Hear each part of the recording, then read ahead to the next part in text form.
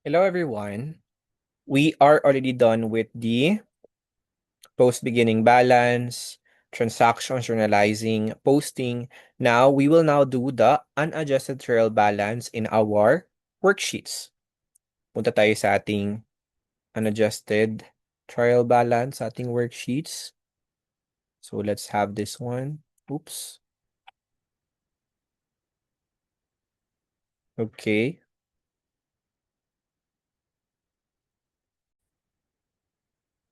This is our worksheets. Kapag andito kayo sa worksheets, lagyan nyo kaagad dito.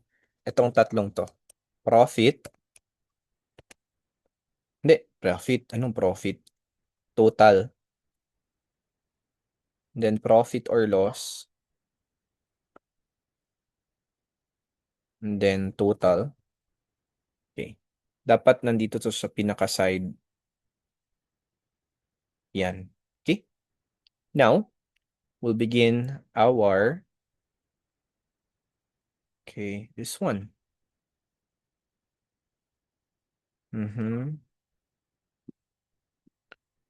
Tanggalin natin to, tanggalin natin to. Ang gagawin lang natin ay kukunin po natin, okay, ang ginagawa natin, 'di ba? Ano yung pinag-usapan natin? Kapag nakalagay trial balance lang, okay, wala siyang unang word, wala siyang sinabing adjusted ba siya or anything. Okay, ibig sabihin niyan, unadjusted yan siya. Okay? Wala pang adjustment. So, ang pinagkaiba kasi, pagdating doon sa ginagawa natin previously, meron na kasi siyang adjusted trial balance. Dito wala. So, ibig sabihin, meron pa rin siyang adjusted, kaso nga lang, indirectly, nilalagay na siya, it's either dito sa statement of performance or income statement at statement of financial position. So, wala tayong column for adjusted trial balance. Diretso siya kaagad kung saan man belong ang account na yon. Okay? First is we begin with here. Ang ginagawa ng iba is nililista nila accordingly sa kung ano nakikita nila doon sa financial statements, kung anong order. Mas okay po at mas proper na kasi paminsan kasi hindi siya magkakasunod-sunod. Hindi siya proper, hindi siya nakasunod doon sa account code pagdating sa income statement. Kaya nga mas prefer na kukunin natin dito sa company, I mean sa company A general ledger or sa general ledger kasi nakalagay din dito kung ano yung account number. So, unahin natin ha.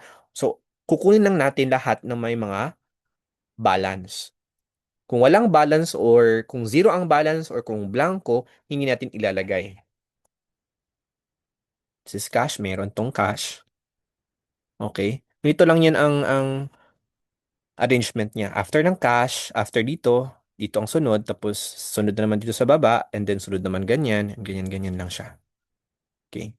Parang pag ganito, oh, ha? Tingnan nyo, ha? Ano na yun? So, di ba? After dito, dito na naman. So, after dito, hindi. After dito, dito na naman. Tapos, sunod dito na naman, pag ganyan, pag ganyan, pag ganyan. So, ganyan siya. Okay? So, after this one, account receivable. May balance ang account receivable. Okay? Sunod dito sa baba, input VAT. Kita nyo naman yan sa number. Nakaayos dapat yan sa number. Office equipment. Ito, meron tong balance. Mga may balance lang ang ilalagay natin. Okay. Dapat wala na. Accounts payable, wala siyang accounts payable. Withholding tax, okay. Meron. Expanded withholding tax. Okay. SSS PhilHealth Pag-ibig contributions payable. Okay. Utilities payable. Oops, mali. Walang utilities payable. Although meron talaga siyang data dito, okay, may entry siya. Yung balance niya kasi is zero. Yun ang mali ng iba. Okay, naging mali ko na din, no? So, wag tayo maglalagay ng zero dito. Wala na nga tong zero nga ang balance nito. So, wag natin lagyan. Mamaya na to if ever nasa adjusting entries to siya. Okay, so wag natin ilalagay yung utilities payable. Yun ang nakikita ko madalas na nakikita kong problem. Although hindi siya nag-affect sa balance. Wag natin ilagay yung utilities payable since zero naman siya. So, accrued percentage tax payable. And then owner 1 capital. May balance. Owner 2 capital. May balance. And then, owner 1 drawing. Tapos, owner 2 drawing. Income summary, service revenue. Mhm. And then, salaries expense. And then, rent expense, supplies expense. So, transportations, wala. Okay. Think we're done. Okay.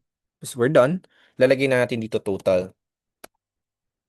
Ang total po ng adjusted trial balance ay inilalagay po natin dito mismo. Okay, hindi po siya nilalagay dito. Okay, dito ha, hindi nilalagay dito. Dito po natin ilalagay. Okay. Tanggalin muna natin to siya. Bakit to siya naka? Okay. Mhm. Yan. So, kunin natin yung mga amount. So, hindi po natin i-discuss kung bakit nasa debit or credit siya. Dapat alam niyo na to ngayon. So, baka magulat kayo. Bakit nalagay ko sa debit? Dapat ngayon, hindi na to. Hindi na pinag-uusapan yung ganito. Kasi dapat, alam ko, based doon sa orientations natin kanina, dapat alam niyo na. May mga certain na kayong mga alam before going on to this. So, this is debit. Okay, account receivable. Input VAT. Office equipment. Accumulated depreciation. Oops, mali. Dapat sa credit. Okay. Withholding tax. Mhm. Expanded withholding tax. SSS PhilHealth Pag-ibig. Okay. Accrued percentage tax. Owner 1 capital. Owner 2 capital. Owner 1 drawing.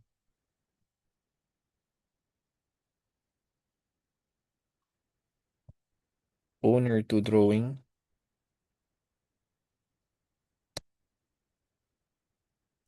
Service revenue.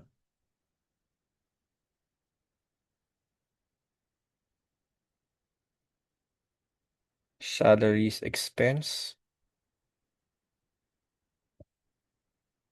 Rent expense. Supplies expense.